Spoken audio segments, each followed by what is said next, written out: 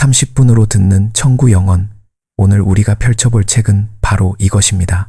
한 가지 질문을 먼저 드리겠습니다. 여러분은 지금 이 시대에 살면서 진짜 하고 싶은 말을 다 하고 계십니까? 직장에서, 가정에서, 사회에서 여러분의 목구멍까지 올라왔다가 결국 삼켜버린 그 말들, 그 감정들, 그 울분들은 지금 어디에 있습니까? 조선시대 사람들도 똑같았습니다. 아니, 어쩌면 지금보다 훨씬 더 심했습니다. 천구 영원은 단순한 시조 모음집이 아닙니다. 이 책은 조선이라는 거대한 시스템 안에서 말 한마디 잘못하면 목이 날아가던 시대에 그럼에도 불구하고 인간이 감정을 어떻게 살려냈는지에 대한 처절한 기록입니다. 이것은 문학이 아닙니다. 이것은 생존입니다. 반상의 구분이 철저하고 유교의 도덕률이 모든 것을 지배하고 한마디 말이 삼족을 멸할 수 있었던 그 시대에 사람들은 노래 안에 자신의 진심을 숨겼습니다. 시조라는 형식 안에 반란을 숨겼고 3장 45자 안에 우주를 담았습니다. 이것이 천구 영원의 진짜 정체입니다. 오늘 우리가 이 책을 읽어야 하는 이유는 단 하나입니다. 지금 이 시대도 마찬가지이기 때문입니다.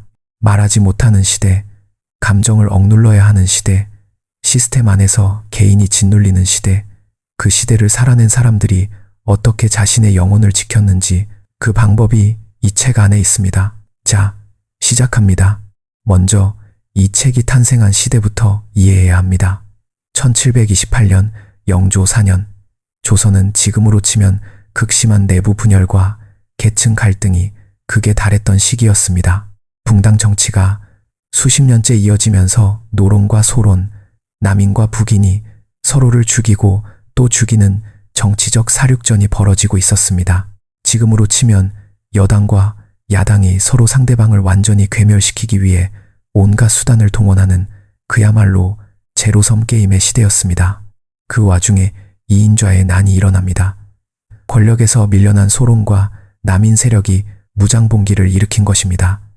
이것은 단순한 반란이 아니었습니다. 수십 년간 축적된 정치적 패배자들의 분노가 폭발한 것이었습니다. 결국 진압되었지만 이 사건 이후 조선 사회의 공기는 완전히 달라졌습니다. 숨막히는 통제, 감시, 침묵의 강요, 바로 이 시기에 김천택이라는 인물이 등장합니다. 김천택, 이 사람을 현대적으로 표현하자면 어떻게 될까요? 그는 중인 계층이었습니다. 양반도 아니고 그렇다고 평민도 아닌 조선이라는 계층 사회에서 어정쩡한 위치에 놓인 사람이었습니다.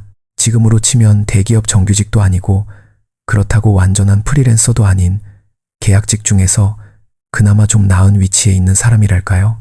능력은 있는데 신분이 발목을 잡는 그 답답함을 온몸으로 살아낸 사람이었습니다. 그런데 이 사람이 무엇을 했냐? 당대에 떠돌아다니던 시조 작품들을 모두 수집해서 한 권의 책으로 엮었습니다. 998수, 거의 1000편에 달하는 시조를 모아서 천구 영원이라는 이름을 붙였습니다. 천구는 우리나라를 뜻하고 영원은 노래하는 말이라는 뜻입니다. 우리 땅에 노래하는 말들. 이것이 이 책의 이름입니다. 여기서 첫 번째 반전이 있습니다. 김천택이 이 책을 만든 것은 단순한 문학적 취미 활동이 아니었습니다. 이것은 일종의 문화 권력 탈환 프로젝트였습니다. 당시 조선의 문학 권력은 완전히 양반 사대부들이 독점하고 있었습니다. 한시를 쓰고 한문으로 경전을 해석하고 중국의 문화를 흉내내는 것이 고급 문화였습니다.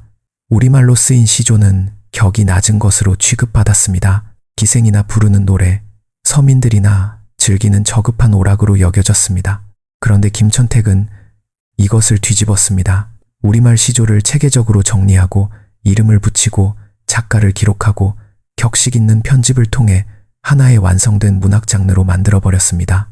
이것은 당시로서는 엄청난 도발이었습니다. 기득권이 독점하던 문화 영역의 중인 계층이 치고 들어간 것입니다. 지금으로 치면 명문대 출신들이 독점하던 미디어 시장에 유튜버들이 침투해서 판도를 바꾼 것과 비슷한 사건입니다. 그리고 이 책 안에 담긴 내용들이 진짜 충격적입니다. 천구 영원에는 다양한 계층의 사람들이 쓴 시조가 담겨 있습니다. 왕이 쓴 시조도 있고 정승이 쓴 시조도 있고 기생이 쓴 시조도 있고 이름 모를 평민이 쓴 시조도 있습니다. 이 책은 조선이라는 사회의 단면을 계층을 초월해서 보여주는 거의 유일한 기록입니다. 신분제가 철저했던 사회에서 왕과 기생의 감정이 같은 책 안에 나란히 실려 있다는 것 자체가 이미 혁명적입니다. 자, 이제 본격적으로 이 책 안에 담긴 인물들과 그들의 이야기를 하나씩 뜯어보겠습니다. 첫 번째 인물, 이순신. 네, 맞습니다. 우리가 아는 그 이순신입니다. 청구영원에는 이순신이 쓴 것으로 전해지는 시조가 실려 있습니다. 그 시조를 들어보십시오. 한산섬 달 밝은 밤에 수루에 홀로 앉아 큰 칼 옆에 차고 깊은 씨름하는 차에 어디서 일성호가는 남의 애를 끝나니. 이 시조를 처음 읽으면 그냥 아름다운 시처럼 느껴집니다. 달빛 아래 장군이 씨름에 잠겨 있다. 뭔가 낭만적이고 비장하다. 그런데 이 시조의 맥락을 알면 완전히 다르게 읽힙니다. 이 시조가 쓰인 시점은 1597년 정유재란 직전입니다. 이순신은 이 시기에 삼도수군 통제사직에서 파직되어 백의종군 중이었습니다. 원균의 모함을 받아 옥에 갇혔다가 겨우 풀려난 상태였습니다. 그가 피와 땀으로 만들어낸 수군 체계는 원균에 의해 7천량 해전에서 완전히 박살났습니다. 조선 수군은 사실상 전멸 상태였습니다. 이 상황에서 이순신은 다시 삼도수군 통제사로 복직됩니다. 남은 배는 12척, 병사들은 뿔뿔이 흩어져 있었습니다. 조정에서는 수군을 해산하고 육군에 합류하라는 명령까지 내려왔습니다.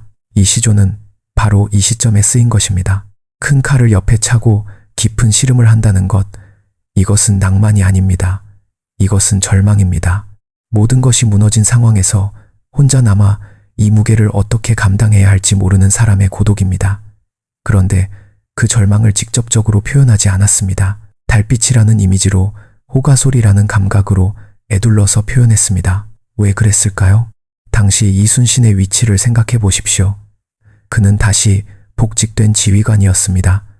병사들이 보고 있었습니다. 백성들이 보고 있었습니다. 그가 흔들리면 모든 것이 흔들립니다. 지휘관은 절망을 보여주면 안 됩니다. 그런데 그 절망을 어딘가에는 내놓아야 했습니다. 그래서 시조가 된 것입니다. 이것이 시조의 기능입니다. 말할 수 없는 것을 말하는 공간, 직접적으로 표현할 수 없는 감정을 에둘러서 표현하는 통로. 조선이라는 시스템 안에서 인간이 자신의 내면을 지키기 위해 만들어낸 고도의 생존 전략. 지금 여러분의 상황과 비교해 보십시오. 직장에서 상사에게 직접적으로 불만을 표현할 수 없을 때 여러분은 어떻게 합니까? 친구에게 카톡을 보내거나 SNS에 모호한 글을 올리거나 혼자 일기를 씁니다. 이순신도 마찬가지였습니다. 그의 시조는 조선시대의 카톡이었고 그의 SNS였고 그의 일기였습니다. 그런데 이순신의 시조에서 주목해야 할 것이 하나 더 있습니다. 그는 절망을 표현하면서도 포기를 표현하지 않았습니다. 큰 칼을 차고 있다는 것, 수루에 앉아 있다는 것, 이것은 그가 여전히 자리를 지키고 있다는 선언입니다. 무너지고 싶지만 무너지지 않겠다는 그 이중적인 심리가 이 짧은 시조 45자 안에 모두 담겨 있습니다. 이것이 강자의 언어입니다.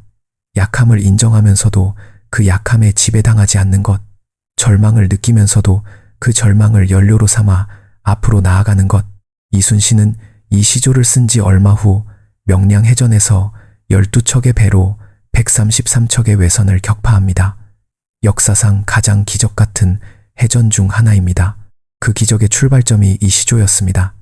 절망을 예술로 승화시키는 순간 절망은 더 이상 절망이 아닙니다. 그것은 에너지가 됩니다. 두 번째 인물, 황진이. 황진이를 모르는 분은 없을 것입니다. 조선 최고의 기생, 천재적인 시인, 남성들을 농락한 판무파탈, 이것이 우리가 알고 있는 황진이의 이미지입니다. 그런데 청구영원 안에서 황진이를 다시 읽으면 전혀 다른 사람이 보입니다. 황진이가 쓴 시조 중 가장 유명한 것이 이것입니다. 청산리 벽계수야, 수이 감을 자랑 마라, 일도 창해하면 다시 오기 어려워라, 명월이 망공산하니 쉬어, 간들 어떠리. 표면적으로는 자연을 노래하는 시처럼 보입니다. 그런데 이 시조의 맥락을 알면 완전히 다르게 읽힙니다. 벽계수는 실제 인물의 이름이었습니다.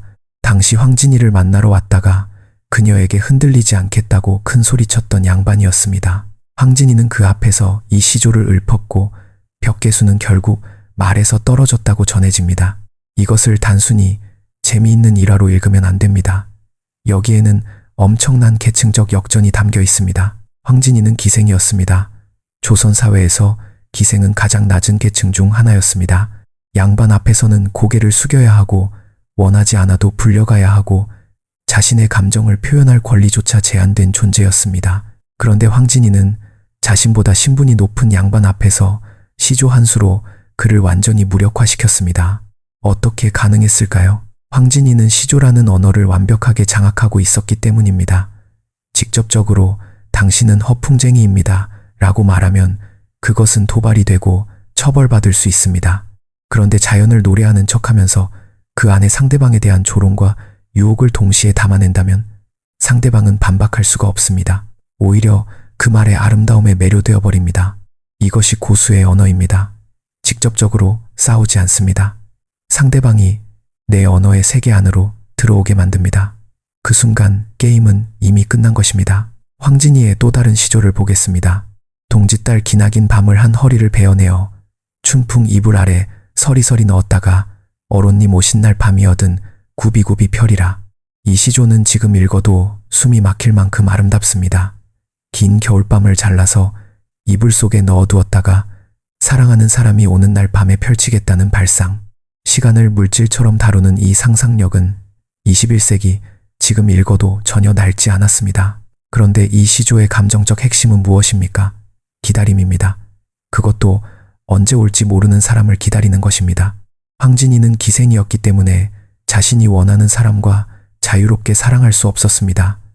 부르면 가야 하고 원하지 않아도 받아야 하는 존재였습니다. 그 안에서 자신이 진짜 원하는 사람을 기다리는 마음을 이렇게 표현한 것입니다.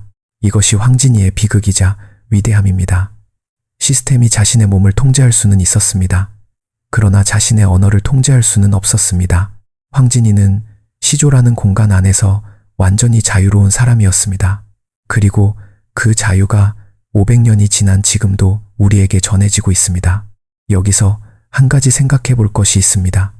황진이의 시조가 지금까지 살아남은 이유는 무엇일까요? 그녀가 양반이었기 때문이 아닙니다. 그녀가 권력을 가졌기 때문이 아닙니다. 그녀의 언어가 너무 강력했기 때문입니다. 권력도 신분도 시간도 이기지 못한 것이 바로 진심을 담은 언어였습니다.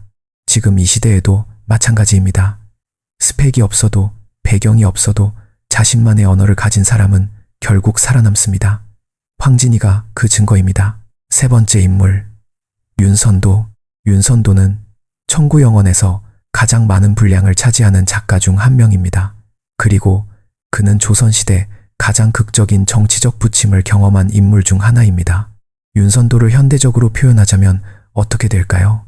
그는 명문가 출신의 엘리트였습니다. 능력도 있고 집안도 좋고 학식도 뛰어났습니다. 지금으로 치면 SKY 출신의 대기업 임원 자리까지 오른 사람이랄까요? 그런데 그는 평생 정치적으로 실패했습니다. 유배를 3번이나 갔고 귀양지에서 수십 년을 보냈습니다. 왜 그랬을까요? 윤선도는 자신의 생각을 숨기지 못하는 사람이었습니다. 잘못된 것을 보면 직접적으로 말했습니다. 권력자들의 비위를 맞추지 않았습니다. 지금으로 치면 조직 안에서 상사에게 직언을 서슴지 않는 사람, 회의 시간에 CEO의 잘못된 결정에 반기를 드는 사람, 그 결과는 언제나 같습니다. 조직에서 밀려납니다. 윤선도도 마찬가지였습니다. 그는 수십 년간 귀양지와 낙향지를 전전했습니다. 그리고 그 시간 동안 엄청난 양의 시조를 썼습니다. 그의 대표작인 오우가를 보겠습니다. 오우가는 5친구, 즉 물, 바위, 소나무, 대나무, 달을 노래한 연시조입니다. 그중 한 수를 보겠습니다. 구름빛이 좋다 하나 검기를 자로한다. 바람 소리 맑다 하나 그칠 때가 한오매라. 좋고도 그칠 리 없기는 물뿐인가 하노라. 구름은 아름답지만 때때로 어두워집니다. 바람 소리는 맑지만 멈출 때가 있습니다. 그러나 물은 항상 좋고 항상 흐릅니다. 이것이 표면적인 해석입니다. 그런데 이 시조를 윤선도의 삶과 겹쳐서 읽으면 전혀 다른 의미가 나옵니다.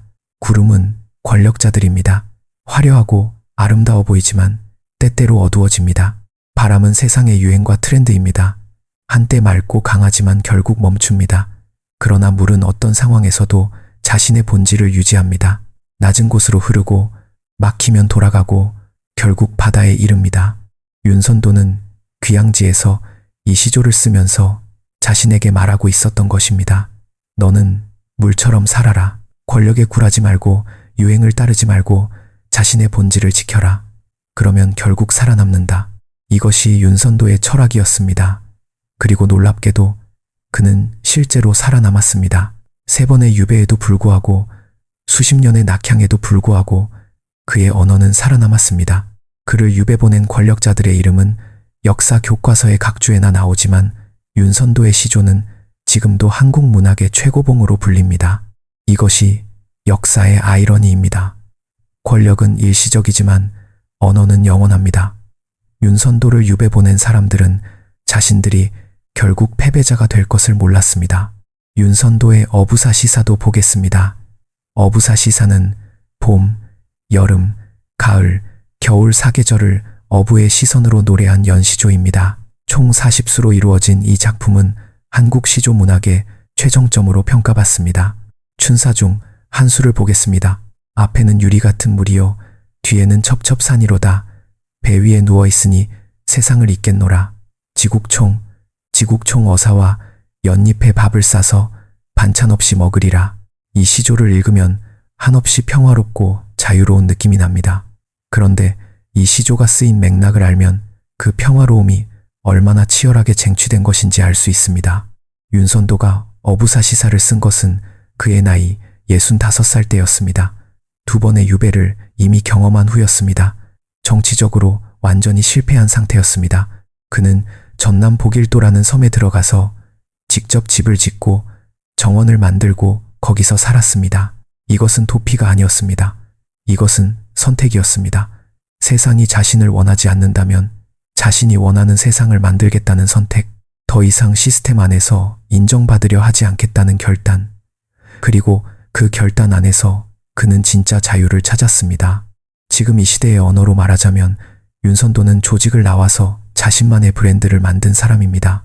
대기업에서 인정받지 못하자 자신만의 세계를 구축한 것입니다. 그리고 그 세계에서 그는 최고의 작품을 만들어냈습니다. 여기서 중요한 교훈이 있습니다. 시스템 안에서 인정받으려는 욕망을 버리는 순간 오히려 진짜 실력이 나온다는 것입니다. 윤선도는 권력에서 밀려난 후에 최고의 작품을 썼습니다. 그것이 우연이 아닙니다.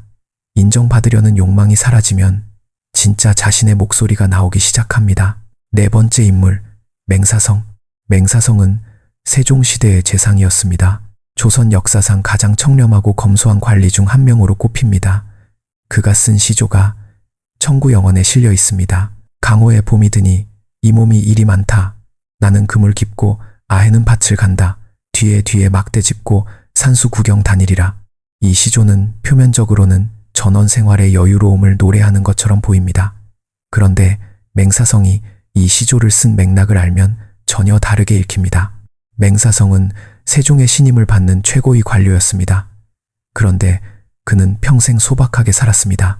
재상의 위치에 있으면서도 직접 농사를 짓고 소를 타고 다니고 검소한 음식을 먹었습니다. 당시 사람들이 그를 보고 재상인 줄 몰랐다는 이야기가 전해질 정도였습니다. 이 시조에서 맹사성은 자신이 진짜 원하는 삶을 노래하고 있습니다.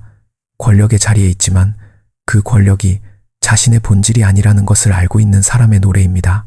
그물을 깁고 밭을 갈고 산수를 구경하는 것, 이것이 맹사성이 진짜 원하는 삶이었습니다. 이것이 진짜 강자의 태도입니다. 권력을 가지고 있으면서도 권력에 집착하지 않는 것, 높은 자리에 있으면서도 그 자리가 자신의 전부가 아님을 아는 것, 이런 사람은 권력을 잃어도 무너지지 않습니다. 왜냐하면 그의 정체성이 권력에 있지 않기 때문입니다. 지금 이 시대에 이런 사람을 찾기가 얼마나 어렵습니까?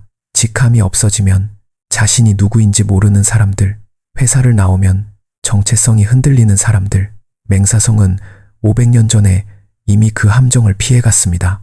그런데 맹사성의 시조에서 또 하나 주목해야 할 것이 있습니다. 그는 이 시조에서 혼자가 아닙니다. 아해는 밭을 갑니다. 가족이 있고 공동체가 있습니다. 그는 자연 속에서 혼자 고고하게 사는 것이 아니라 사람들과 함께 살면서 자연을 즐깁니다. 이것이 맹사성이 그토록 사랑받은 이유입니다. 그는 고고한 척하지 않았습니다. 재상이면서도 서민들과 어울렸고 권력자이면서도 약자들을 돌봤습니다. 그의 시조는 그 삶의 방식을 그대로 담고 있습니다. 이제 청구영언의 또 다른 층위를 살펴보겠습니다. 이 책에는 이름 없는 사람들의 시조도 많이 담겨 있습니다. 작자 미상이라고만 표기된 수백 편의 시조들, 이것들이 어쩌면 이 책의 진짜 핵심일 수 있습니다. 작자 미상의 시조 중 이런 것이 있습니다. 창 내고자, 창을 내고자, 이 내 가슴에 창 내고자, 고모장지, 새살장지, 들장지, 열장지, 암돌적이, 수돌적이, 배목걸새, 크나큰 장도리로 뚝딱뚝딱 박아 이 내 가슴에 창 내고자, 이따감하, 답답할 재면 여다다 볼까 하노라. 이 시조는 조선시대 시조 중에서 가장 파격적인 형식을 가진 작품 중 하나입니다. 온갖 문짝과 자물쇠의 이름들을 나열하면서 가슴에 창문을 내고 싶다고 합니다. 답답할 때 열어볼 수 있도록. 이 시조를 쓴 사람이 누구인지는 모릅니다. 그런데 이 시조를 읽으면 그 사람이 어떤 상태였는지는 너무나 선명하게 느껴집니다. 숨막히는 답답함, 어딘가에 구멍을 뚫고 싶은 욕망. 그러나 그 욕망을 직접적으로 표현할 수 없어서 이렇게 우회적으로, 그러면서도 폭발적으로 표현한 것입니다. 이것이 억압된 사회에서 예술이 탄생하는 방식입니다. 직접적으로 말할 수 없을수록 그 말은 더 강렬하고 창의적인 형태로 나옵니다. 조선이라는 억압적인 사회가 오히려 이렇게 풍부하고 다양한 시조 문학을 만들어낸 역설. 지금 이 시대에도 비슷한 일이 일어납니다. 억압이 있는 곳에 예술이 있습니다. 말할 수 없는 것이 있는 곳에 창의성이 꽃핍니다. 완전히 자유로운 사회에서 오히려 예술이 빈곤해지는 이유가 여기에 있습니다. 또 다른 작자 미상의 시조를 보겠습니다. 청초 우거진 골에 자는다. 누웠는다. 홍아는 어디 가고 백골만 남았는다. 잔잡아 권할이 없으니 그를 슬퍼하노라. 이 시조는 죽음을 노래합니다. 무성한 풀이 자란 골짜기에 누군가가 누워 있습니다. 그 붉은 얼굴은 어디 가고 하얀 뼈만 남았습니다. 술잔을 권할 사람도 없습니다. 이것은 단순히 죽음에 대한 슬픔이 아닙니다. 이것은 외로움에 대한 시입니다. 살아서도 외로웠고 죽어서도 외로운 사람, 술 한잔 함께 나눌 사람조차 없었던 사람, 그 사람의 무덤 앞에서 누군가가 이 시조를 썼습니다. 이 시조를 읽으면 가슴이 먹먹해집니다. 왜냐하면 이것은 500년 전의 이야기가 아니기 때문입니다. 지금 이 시대에도 이런 사람들이 있습니다. 도시의 어느 방 안에서 혼자 살다가 혼자 죽는 사람들, 그들의 이야기가 이 시조 안에 이미 담겨 있었습니다. 청구영언, 이 위대한 이유가 여기에 있습니다. 이 책은 왕과 재상과 기생과 이름 없는 서민의 감정을 모두 담고 있습니다. 계층이 달라도 신분이 달라도 인간의 감정은 결국 같다는 것을 이 책이 증명합니다. 외로움, 그리움, 사랑, 절망, 희망, 분노, 이것들은 500년이 지나도 변하지 않았습니다. 이제 청구영언에서 다루는 또 다른 중요한 주제, 사랑에 대해 이야기해 보겠습니다. 이 책에는 수많은 연애 시조가 담겨 있습니다. 그런데 조선시대의 연애 시조를 읽으면 지금과는 다른 차원의 감정이 느껴집니다. 왜냐하면 당시의 사랑은 지금보다 훨씬 더 많은 것을 걸어야 하는 행위였기 때문입니다. 이런 시조가 있습니다. 어저 내일이야. 그릴 줄을 모르던가 있으라 하더면 가랴마는 제 구태여 보내고 그리는 정은 나도 몰라 하노라. 이 시조는 이별 후의 후회를 노래합니다. 떠나지 말라고 붙잡았으면 됐을 텐데 그냥 보냈습니다. 그리고 이제 그리워합니다. 그 그리움이 이렇게 클 줄 몰랐다고 합니다. 이 시조를 쓴 사람이 황진이라는 설이 있습니다. 황진이가 자신이 사랑했던 남자를 떠나보내고 쓴 시조라는 것입니다. 황진이는 기생이었기 때문에 사랑하는 사람을 붙잡을 수 없었습니다. 그 사람이 원하면 떠날 수 있었고 황진이는 그것을 막을 수 없었습니다. 이 시조 안에는 엄청난 자기 모순이 담겨 있습니다. 있으라고 했으면 안 갔을 텐데 라는 말, 이것은 상대방이 나를 원했다는 것을 알고 있다는 말입니다. 그러면서도 보냈습니다. 왜? 자존심 때문이었을까요? 아니면 두려움 때문이었을까요? 인간의 사랑이 얼마나 복잡한지 이 짧은 시조 하나가 그 모든 것을 담고 있습니다. 원하면서도 밀어내고 나서 후회하고, 이것은 500년 전의 이야기가 아닙니다. 지금 이 순간에도 수백만 명이 경험하고 있는 감정입니다. 또 이런 시조도 있습니다. 산은 옛 산이로되 물은 옛 물이 아니로다. 주야에 흐르니 옛 물이 있을 소냐. 인걸도 물과 같아야 가고 아니 오도다. 이 시조는 고려 말에 충신 길제가 쓴 것으로 전해집니다. 고려가 망하고 조선이 들어선 후 길제는 새 왕조에 출사하지 않고 고향으로 돌아갔습니다. 그리고 옛 도읍지인 개성을 지나면서 이 시조를 썼다고 합니다. 산은 그대로인데 물은 끊임없이 흘러갑니다. 사람도 물과 같아서 가면 돌아오지 않습니다. 이것은 단순한 자연 관찰이 아닙니다. 이것은 망국의 슬픔이고 시대의 변화에 대한 탄식이고, 그럼에도 불구하고 자신의 신념을 지키겠다는 선언입니다. 길제는 새 왕조에 출사하지 않음으로써 자신의 충성심을 지켰습니다. 지금으로 치면 회사가 인수합병된 후에 새 경영진 밑에서 일하기를 거부한 사람이랄까요? 그것은 경력상으로는 손해입니다. 그러나 그것이 자신의 가치관과 맞지 않기 때문에 거부하는 것입니다. 이 시조에서 물이라는 이미지가 중요합니다. 윤선도도 물을 노래했고 길제도 물을 노래했습니다. 그런데 두 사람이 바라보는 물의 의미는 완전히 다릅니다. 윤선도에게 물은 항상 좋은 것, 변하지 않는 본질이었습니다. 그러나 길제에게 물은 끊임없이 흘러가는 것, 돌아오지 않는 것이었습니다. 같은 자연물을 보면서도 자신의 처지와 감정에 따라 완전히 다른 의미를 발견하는 것, 이것이 시조의 힘입니다. 이제 청구영원의 편집자인 김천택으로 돌아가겠습니다. 그는 왜 이 책을 만들었을까요? 앞서 말했듯이 그는 중인 계층이었습니다. 그리고 중인 계층이 문화 권력을 탈환하려 했다는 해석도 있습니다. 그러나 그보다 더 근본적인 이유가 있다고 저는 생각합니다. 김천택은 사라지는 것들이 두려웠던 것입니다. 당시 시조는 대부분 구전으로 전해졌습니다. 노래로 불리다가 잊혀지고 또 다시 불리다가 잊혀지는 것들이었습니다. 기록되지 않으면 사라집니다. 이순신의 시조도, 황진이의 시조도, 이름 없는 서민들의 시조도 기록되지 않으면 역사 속으로 사라집니다. 김천택은 그것을 막으려 했습니다. 사라지는 것들을 붙잡으려 했습니다. 그것이 청구영원의 탄생 동기였습니다. 이것은 매우 현대적인 감각입니다. 지금 우리가 유튜브에 영상을 올리고 블로그에 글을 쓰고 SNS에 기록을 남기는 것과 본질적으로 같습니다. 사라지는 것들을 붙잡으려는 인간의 본능, 자신이 살았던 시대를 기억하려는 욕망. 김천택은 그 욕망을 998수의 시조로 실현했습니다. 그리고 그 덕분에 우리는 지금 이 시조들을 읽을 수 있습니다. 500년 전 사람들의 감정을, 그들의 사랑과 슬픔과 분노와 희망을 지금 이 순간 우리가 느낄 수 있습니다. 이것이 기록의 힘입니다. 이것이 문학의 힘입니다. 이제 조금 더 깊이 들어가겠습니다. 청구영원이 담고 있는 조선 사회의 구조적 모순에 대해 이야기해야 합니다. 조선은 유교 이념을 국가 통치의 기본 원리로 삼았습니다. 군신유예, 부자유친, 부부유별, 장유유서, 부무유신, 이 5가지 관계의 윤리가 사회의 모든 것을 지배했습니다. 이것은 겉으로 보면 아름다운 이념입니다.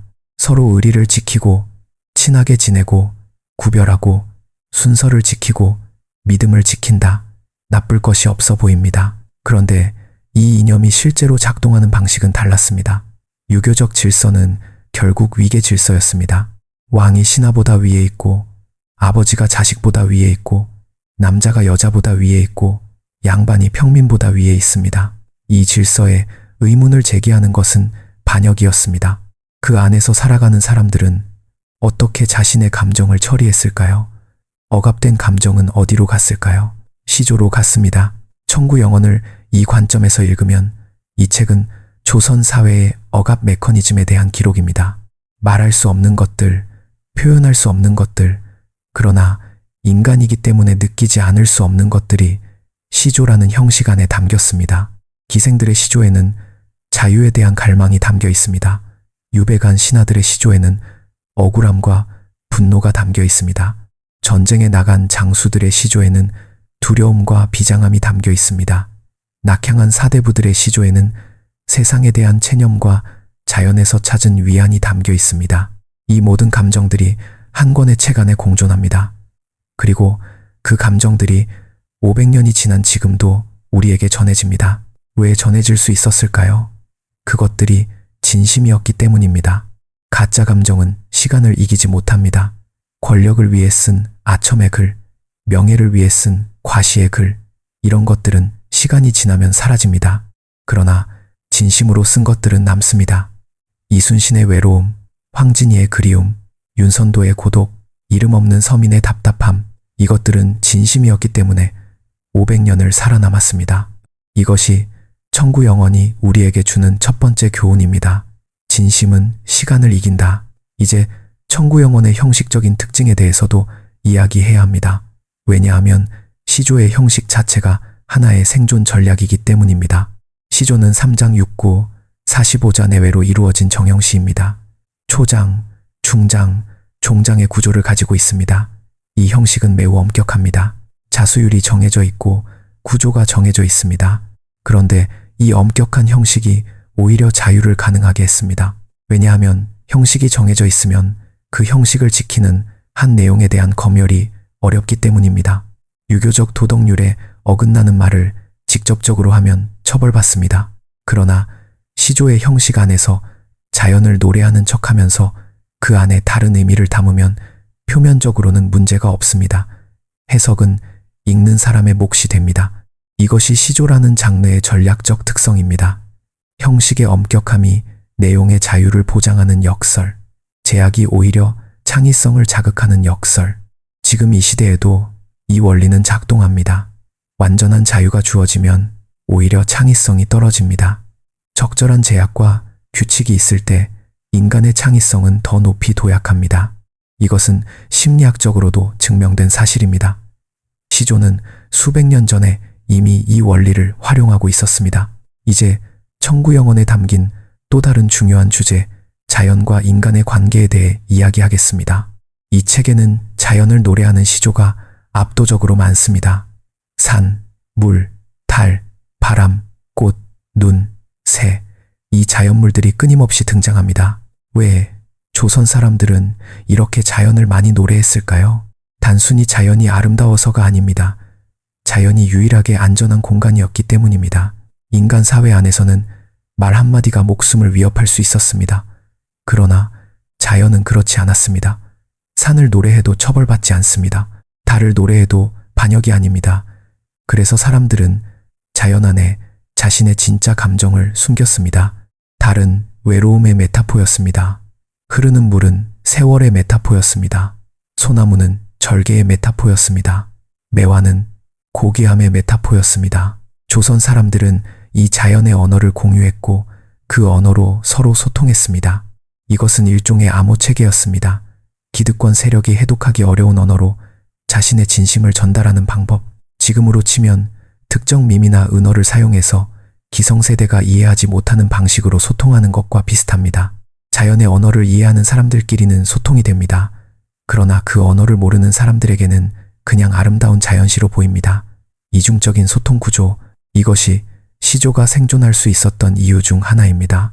이제 청구 영원에 담긴 인생관에 대해 이야기하겠습니다. 이 책에는 삶과 죽음, 시간과 영혼에 대한 깊은 성찰이 담긴 시조들이 많습니다.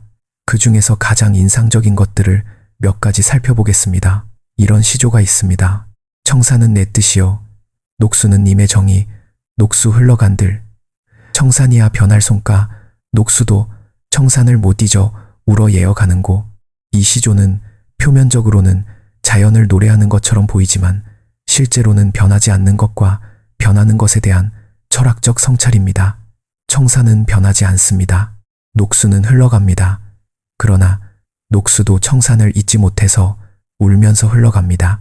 이것은 인간관계에 대한 깊은 통찰입니다. 사람들은 떠나갑니다. 그러나 진짜 인연은 떠나면서도 그리워합니다. 변하는 것들과 변하지 않는 것들 사이의 긴장, 그 안에서 인간이 어떻게 살아가야 하는지에 대한 물음. 또 이런 시조도 있습니다. 두텁이 파리를 물고 두엄 위에 치달아 앉아 건너산 바라보며 백송골이 떠있거늘 가슴이 섬뜩하여 풀쩍 뛰어내렸다가 두엄 아래 자빠졌구나. 모처럼 날랜 나를 남볼까 하노라. 이 시조는 조선 시조 중에서 가장 유머러스한 작품 중 하나입니다. 두꺼비가 파리를 잡아서 두엄더미 위에 올라가 의기양양하게 앉아있다가 매를 보고 깜짝 놀라 뛰어내리다가 넘어졌습니다. 그리고 남들이 볼까봐 창피하다고 합니다. 이것은 단순한 웃음을 위한 시조가 아닙니다. 이것은 사회 풍자입니다. 두꺼비는 약자를 괴롭히는 중간 계층을 상징합니다. 파리는 더 약한 존재입니다. 백송골은 더 강한 권력자입니다. 두꺼비는 파리 앞에서는 강자이지만 백송골 앞에서는 약자입니다. 그리고 자신의 추태를 남들이 볼까봐 두려워합니다. 이것은 조선 사회의 권력 구조를 정확하게 묘사하고 있습니다. 모든 사람은 자신보다 약한 자 앞에서는 강자이고 자신보다 강한 자 앞에서는 약자입니다. 그리고 그 약함을 들키지 않으려 합니다. 이것이 조선 사회였고 이것이 지금 우리 사회이기도 합니다. 이 시조를 쓴 사람이 누구인지 정확히 알 수 없지만 이 사람은 사회를 매우 날카롭게 보고 있었습니다. 그리고 그 날카로운 시각을 유머라는 포장지에 싸서 표현했습니다. 직접적인 비판은 위험하지만 웃음을 유발하는 우화는 상대적으로 안전합니다. 이것도 하나의 생존 전략입니다. 이제 청구영언에서 가장 중요한 주제 중 하나인 충성과 배신에 대해 이야기하겠습니다. 조선은 충성을 최고의 덕목으로 내세웠습니다. 그러나 현실에서 충성은 종종 배신당했습니다. 충성스러운 신하들이 모함을 받아 유배를 가고 반역자들이 오히려 권력을 잡는 일이 반복되었습니다. 이 모순을 경험한 사람들이 시조에 담은 감정은 무엇이었을까요? 성산문의 이야기를 해야 합니다. 성산문은 세종대왕의 총애를 받은 집현전 학사였습니다. 한글 창제에 참여했고 당대 최고의 지식인이었습니다. 그런데 그는 세조의 왕위 찬탈에 반대하다가 처형당했습니다.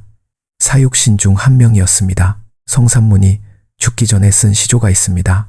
이 몸이 죽어가서 무엇이 될꼬 하니 복례산 제1봉에 낙낙장송되어 있어 백설이 만건고날 제 동야 청청하리라. 이 시조를 읽으면 소름이 돋습니다. 자신이 죽은 후에 복례산 꼭대기에 소나무가 되어서 온 세상이 눈으로 뒤덮여도 혼자 푸르게 서 있겠다는 것입니다. 이것은 죽음 앞에서의 선언입니다. 내 몸은 죽이더라도 내 신념은 죽일 수 없다는 것. 이 시조를 쓴 사람은 자신이 죽을 것을 알고 있었습니다. 그리고 그 앞에서 두려움이 아니라 의지를 노래했습니다. 이것은 인간이 극한 상황에서 도달할 수 있는 가장 높은 경지입니다. 지금 이 시대에 이런 사람을 찾기 어렵습니다. 자신의 신념을 위해 모든 것을 걸 수 있는 사람, 죽음 앞에서도 흔들리지 않는 사람. 성산문의 시조는 그런 사람이 실제로 존재했다는 증거입니다. 그런데 여기서 한 가지 생각해 볼 것이 있습니다. 성산문의 충성은 세조에게는 반역이었습니다. 세조의 관점에서 보면 성산문은 반역자였습니다. 그러나 역사의 관점에서 보면 성산문은 충신이었습니다. 누구에 대한 충성인가, 어떤 가치에 대한 충성인가에 따라 충성과 반역의 의미가 달라집니다. 이것이 청구영언이 담고 있는 가장 근본적인 질문 중 하나입니다. 진짜 충성이란 무엇인가? 권력자에 대한 복종인가? 아니면 자신이 믿는 가치에 대한 헌신인가? 이 질문은 지금 이 시대에도 유효합니다. 회사에 대한 충성인가? 아니면 자신의 직업적 양심에 대한 충성인가? 상사에 대한 복종인가? 아니면 고객과 사회에 대한 책임인가? 이 질문에 어떻게 답하느냐가 그 사람의 인격을 결정합니다. 이제 청구영언의 마지막 층위를 살펴보겠습니다. 이 책이 담고 있는 시간에 대한 인식입니다. 시조는 본질적으로 현재의 예술입니다. 지금 이 순간의 감정, 지금 이 순간의 풍경, 지금 이 순간의 생각을 담습니다. 과거를 회상하더라도 그것은 지금 현재 내가 느끼는 감정입니다. 미래를 노래하더라도 그것은 지금 현재 내가 가진 희망이나 두려움입니다. 이것이 시조의 시간 감각입니다. 영원한 현재, 과거도 미래도 결국 지금 이 순간 안에 있습니다. 이런 시조가 있습니다. 오늘이소서, 매양의 오늘이소서, 저 달도 오늘 밤만 오늘이어소서, 저 달도 오늘 밤만 밝고 내일도 오늘 밤 같아소서. 이 시조는 오늘이 계속되기를 바라는 마음을 담고 있습니다. 지금 이 순간이 너무 좋아서 이 순간이 영원히 계속되기를 바라는 것입니다. 이것은 단순한 소망이 아닙니다. 이것은 현재에 완전히 몰입한 사람의 감정입니다. 지금 이 시대는 현재에 몰입하기 가장 어려운 시대입니다. 스마트폰 알림이 끊임없이 울리고 SNS가 과거와 미래를 동시에 보여주고 멀티태스킹이 미덕으로 여겨집니다. 지금 이 순간에 완전히 있는 것이 오히려 특별한 능력이 된 시대입니다. 500년 전 시조 작가는 이미 그 능력을 가지고 있었습니다. 오늘이 소서. 이 한마디가 현대인들이 수백만 원을 주고 마음 챙김 명상 강의에서 배우려는 것을 담고 있습니다. 이제 천구 영혼 전체를 관통하는 하나의 핵심 메시지를 정리해 보겠습니다. 이 책은 결국 이것을 말하고 있습니다. 시스템은 인간의 몸을 통제할 수 있지만 인간의 영혼은 통제할 수 없다. 조선이라는 거대한 시스템은 신분을 정하고 행동을 제한하고 말을 검열했습니다. 그러나 사람들은 시조라는 사시보자의 공간 안에서 완전히 자유로웠습니다.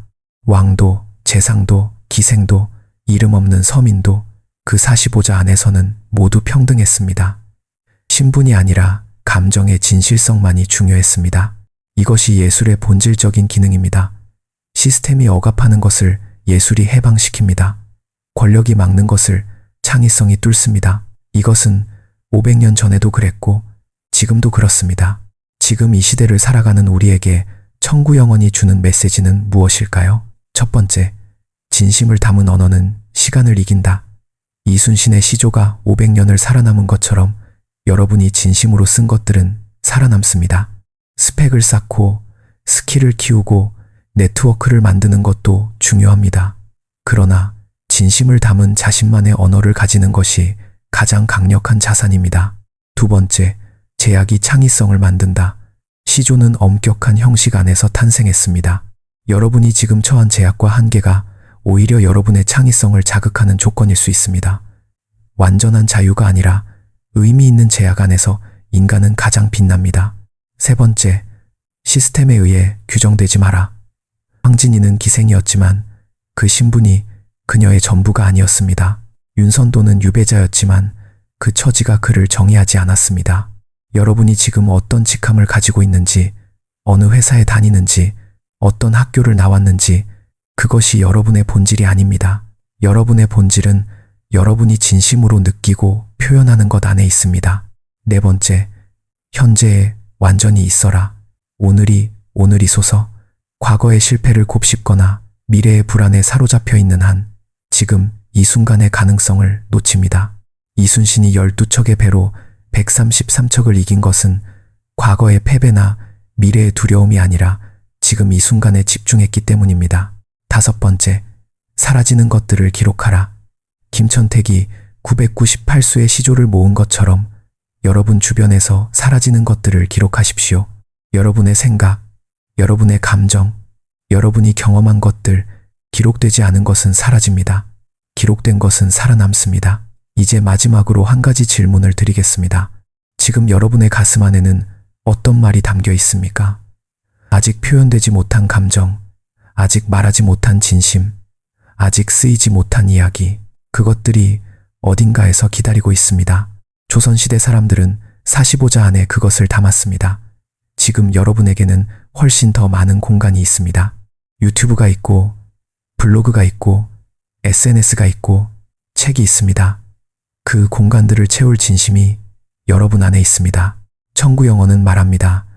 시스템이 당신의 몸을 통제할 수는 있어도 당신의 언어를 통제할 수는 없다고. 당신이 진심을 담아 표현하는 순간 그것은 시스템보다 강해진다고.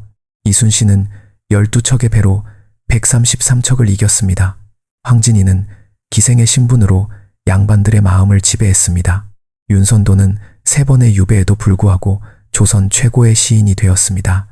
성산문은 처형당하면서도 500년을 살아남았습니다. 그들의 공통점이 무엇입니까?